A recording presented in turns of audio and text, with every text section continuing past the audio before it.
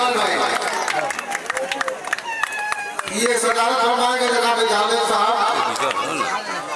आइए अब हमारे इबादुल्लाह साहब की गुलकोशी की जाएगी। हमारे चेयरमैन के दस्ते मुबारक से, मुस्तकबिल के चेयरमैन तिवारी प्रसाद के दस्ते मुबारक। आइए ताली बजाओ जी, ताली बजाओ।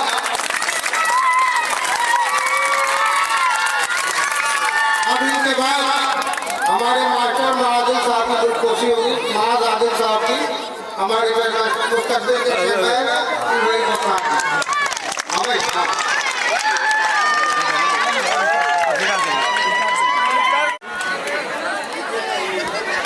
भाई आप लोग बैठ जाइए।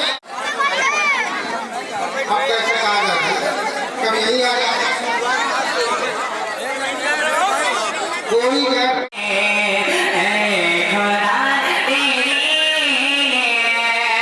जान लीजिए कि आपने सरकारें बहुत देखी हैं, एक विधानसभा का आप एमएलए नहीं। करीब हमारे जिला महामंत्री और संकट मोर्चा माननीय अबैदुल्लाह अंसारी मास्टर साहब, हमारे इस मुहिम के इंचार्ज शहर के जनाब फैजुल्लाह अंसारी साहब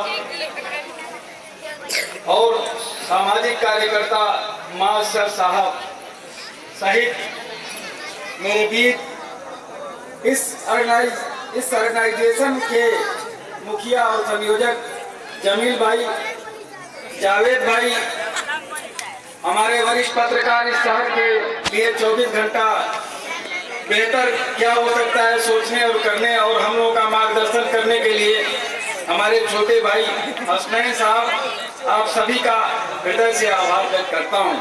हृदय की गहराइयों से आप सबका बहुत बहुत आभारी हूँ कि आपने इस मुशायरा कार्यक्रम में, इस विचार गोष्ठी के कार्यक्रम में हमसे भी कुछ जानने के लिए, कुछ बहस मुबाहिसा के लिए समय मांगा और मुझे अच्छा लगा। मैं खुशनसीब हूँ कि मुझे आप अखबारों में कभी पढ़ते थे, आंदोलनों के लिए मुझे आप जानते थे और आज आपके बीच आपका छोटा भाई बनकर आपके बीच में आया हूँ। हर शख्स का शुक्रिया अदा करता हूँ जो हमारे जज्बातों को अपने दिल की गहराइयों से महसूस करता है। मैं हर उस व्यक्ति का मदनपुरा में जहाँ तक मेरी आवाज़ पहुँच रही हो, मैं उन सबका हृदय की गहराइयों से स्वागत करता हूँ जिन लोगों ने इंसानियत के लिए 2 कदम चलने का जज्बा अपने अंदर पाला है, पैदा किया है और उसको महसूस किया है। मित्रों, आप जब इस कार्यक्रम के लिए मुझे बुलाए तो मुझे लगा कि नहीं, मुझे जाना चाहिए।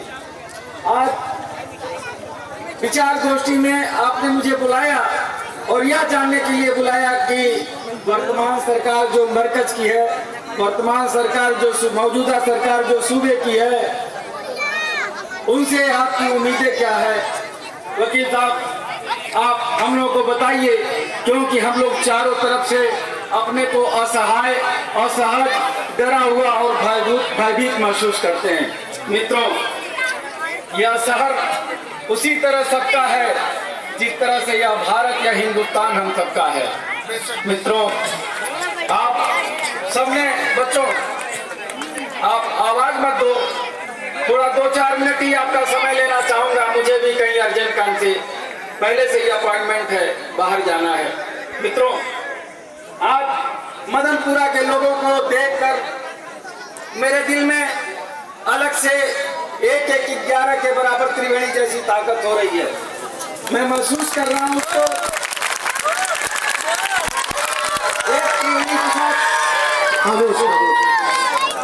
एक त्रिवेणी प्रसाद औरंगाबाद से लेकर बतौरा तक, जमालपुरा से लेकर खेदूपुरा, नवापुरा तक आंदोलनों के माध्यम से आपको अपने अधिकार और हक दिलाया होगा। एक त्रिवेणी प्रसाद आज आपके बीच में है। बुलाकीपुरा, रघुनाथपुरा, प्रेमारा और खीरीबाग इलाके के लोगों को उनका हक दिलाया होगा, उनके हक और हकूक के लिए लड़ाई लड़ा होगा। तो वो अकेला त्रिवेणी प्रसाद था।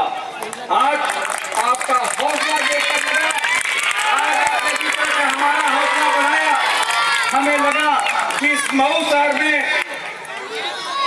जब हक की बातें लोग बेईमानी करने लगे हैं, जब अधिकारों की बातें लोग सुनना नहीं चाहते हैं, जब हक और अधिकारों की बातों को दूर करिए, अब लोग यह भी पसंद नहीं करते हैं कि किसी के खिलाफ अगर कोई जाति हो रही है जाने अनजाने प्रशासन की तरफ से तो उसकी बात कर दें। ऐसे हालात में अगर आपने त्रिवेणी प्रसाद को याद किया है तो मैं यह गारंटी देता हूं, अगर 45 वर्षों के बाद अपनी जिंदगी में आपका यह भरोसा पाया हूं, इससे पहले त्रिवेणी प्रसाद एडवोकेट आरएसएस वाला और भाजपा वाला आपके निगाह में हुआ करता था, आज भी मैं भाजपाई हूं, लेकिन अगर कहीं इंसानियत के नाम पर गद्दारी हुई हो तो मैं आपसे चाहता हूं कि आप इसी मन से मुझे आवाज दीजिए कि इस मोड़ पर आपसे गलती हुई है।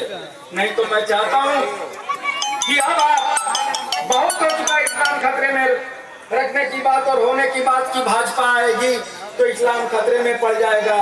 भारतीय जनता पार्टी और भाजपा और मोदी और योगी पूरे हिंदुस्तान में प्रधानमंत्री बनकर हैं और आपको भी प्रधानमंत्री आवास मिलेगा।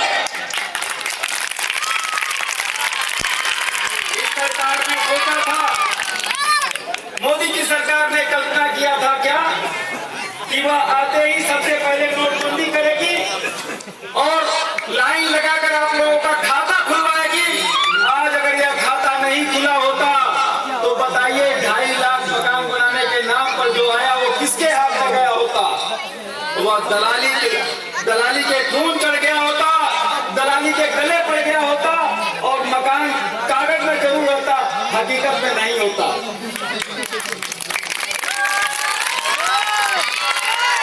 प्रधानमंत्री की बात जब मैं कहता हूं तो जरूर आपको भारतीय जनता पार्टी लगता हूं, लेकिन भारतीय जनता पार्टी अगर अच्छा काम कर रही है तो उसकी तारीफ भी होनी चाहिए।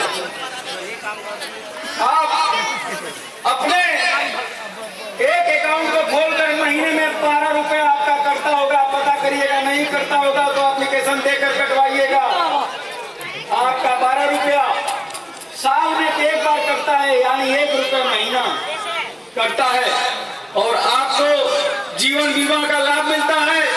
अगर खाता धारक अचानक मर जाता है तो 2 लाख रुपया उसके ऊपर जो आश्रित उसके परिवार के लोग हैं, उसके बाल बच्चे हैं, उनके पढ़ने लिखने और जिंदगी जीने के लिए सरकार ने मुहैया कराया है।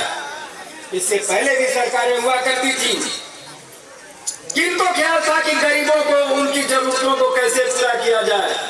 आज गरीबों के बच्चों को पढ़ने की जो व्यवस्था हुई है उसमें भूल भुलैया कोई नहीं है। आज आयुष्मान कार्ड बन रहा है, एक आदमी के इलाज के लिए सरकार ने 5 लाख रुपए देने की व्यवस्था की है। इससे पहले भी भारतीय जनता पार्टी के अलावा भी हिंदुस्तान के आजादी के बाद सन 1947 के बाद भी सरकारें चला करती थी, हम ही लोग चुनते थे और प्रधानमंत्री और मुख्यमंत्री हुआ करते थे। लेकिन मैं आपसे पूछना चाहता हूं, किसको इतनी चिंता थी कि वह गरीबों का इलाज कैसे हो, उसकी चिंता करे, उसकी भरपाई करे। आज कम से कम गरीबों के इलाज की गारंटी है, नहीं तो इस महंगाई के दौर में आप तो देख रहे हैं, मऊ में महसूस कर रहे हैं, दवा इलाज कितना महंगा हो चुका है। अगर आप गरीब हैं, आप बुनकर हैं, तो आपका बेटा तड़पते हुए मर जाएगा और कोई आदमी बुरा हाल नहीं होगा। लेकिन सरकार को इसकी चिंता थी। गरीबों के लिए शौचालय की चिंता थी, शौचालय मिला है, सरकार ने उपलब्ध कराया है, तो वह हिंदू मुसलमान के नाम पर नहीं हुआ है। जिस इंसान की जरूरत थी वह बुनकर था, वह किसान था, वह मजदूर था, वह गरीब था, वह रिक्शा चालक था, सबके लिए शौचालय मिला है। जब इतनी ईमानदारी है तो बेईमानी कहाँ हो रही है? बेईमानी हो रही है आपके इलाके से। मैं इस मंच पर बैठकर अगर आपको गुनाहगार बना रहा हूं तो मेरे दोस्तों ये सोच लेना कि या तो मेरी जालिमी हरकत है या कहीं ना कहीं से आप गुनाहों में शामिल हो। जब बिजली का बिल बन रहा था, जब बिजली का कनेक्शन लिया जा रहा था तो आपको लालच दिया जा रहा था बिजली विभाग के अधिकारियों की तरफ से कि पैसा मत दीजिए, बिजली का बिल मत दीजिए, तार जोड़ लीजिए।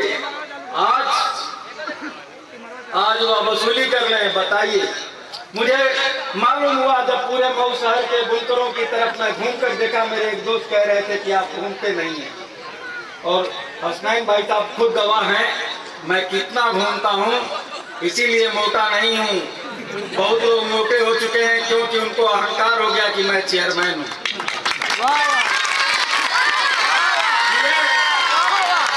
मऊ शहर के गलियों से मालूम हुआ कि यहाँ के लोग बिजली विभाग से कितना परेशान है। उसके पीछे 2-3 कारण है, मैं आप सबको बिल्कुल स्पष्ट बता देना चाहता हूँ।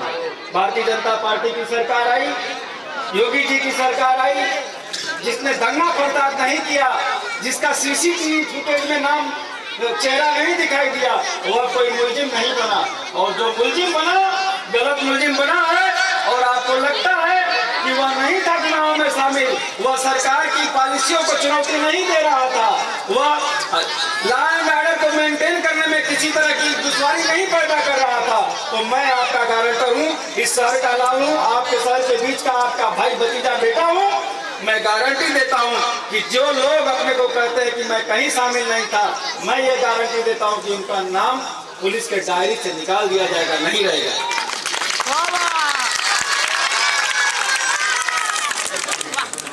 न जुर्म करेंगे और न जुर्म बर्दाश्त करेंगे। योगी जी का सपना और फंडा बिल्कुल क्लियर है। आज बिजली विभाग आप लोगों को जितना त्रस्त कर रहा है, इस माइक से